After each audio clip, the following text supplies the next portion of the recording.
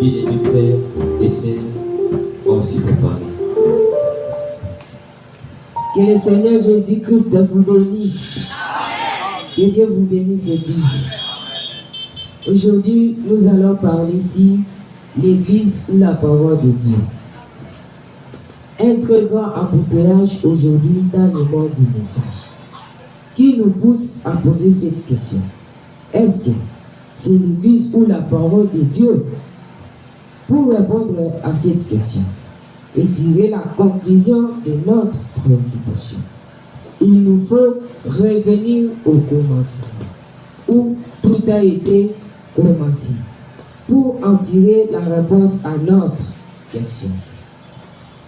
Lors de la première famille ici sur la terre, Dieu avait placé un ordre à exécuter, puisque c'est lui qui était le fondateur de cette première famille. Et il leur avait donné la parole comme leur absolue de tout le temps. Obéir à cette parole était la vie, mais la désobéir était la mort totale. Et nous voyons que la première famille en question n'avait pas pu respecter cette parole. Et la mort demeure jusqu'aujourd'hui. Avançons, Église. Il y avait 3 canaux par lesquels Dieu parlait à son peuple dans l'Ancien Testament. Dit le prophète dans son serment intitulé « Les esprits séducteurs ». Le premier, c'était à travers les prophètes.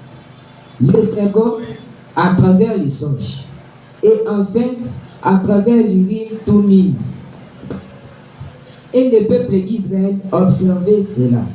Toute révélation devrait être prouvée par l'Urim Thummim. Par là, le peuple croyait que c'est Dieu qui a parlé. Venons maintenant dans le Nouveau Testament pour savoir par quel moyen Dieu nous a parlé. Selon Hébreu, la Bible nous dit Dieu nous a parlé à travers de Jésus-Christ. Et toute révélation qui vient à la compte du Seigneur Jésus-Christ est diabolique. Et le Seigneur Jésus que nous sommes en train de parler aujourd'hui, c'est la parole, la Bible, la révélation de notre temps. Tout système, toute organisation contraire à cette parole qui est la Bible est fausse. Amen, l'Église. Nous avons compris que Dieu nous a déjà parlé à travers de son Fils Jésus-Christ. Lui qui est la parole de notre temps. Et qu'est-ce que nous constatons dans le Nouveau Testament? Lorsque le Seigneur Jésus-Christ travaillait, le pharisien ne voulait pas qu'il travaille. Il préférait la mort d'un frère que d'être guéri par le Seigneur Jésus-Christ. Et souvenez-vous que les esprits ne meurent pas. Et c'est cet esprit même que le prophète Branham combattait, appelé l'organisation. C'est-à-dire, si l'Église parle, les gens tremblent.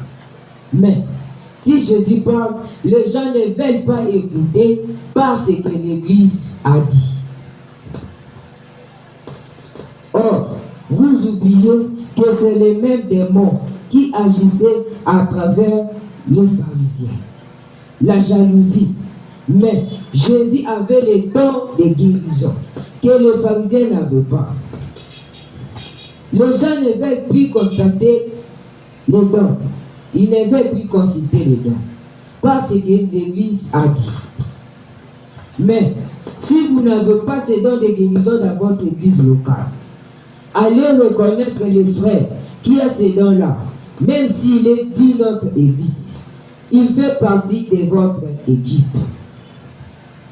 Pourquoi la jalousie dans votre cœur? Même si vous avez de la jalousie, qu'est-ce que cela va faire? Parce que l'Église a dit, je n'appellerai pas les dons. Parce que l'Église a dit, je ne parlerai pas avec ses frères. Qu'est-ce que le frère vous a fait? Or, le message nous dit, si ton frère a péché, priez pour lui.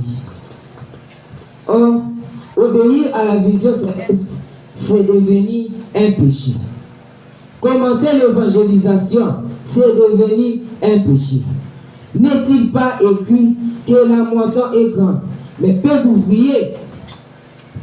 Prions Dieu pour qu'il envoie des ouvriers fidèles. Alors, si Dieu trouve un ouvrier fidèle, il ne peut pas l'envoyer parce que toi tu n'es pas d'accord. Qui es-tu pour ne pas être d'accord au choix de Dieu? Devrions-nous donc obéir à Dieu ou à un mortel?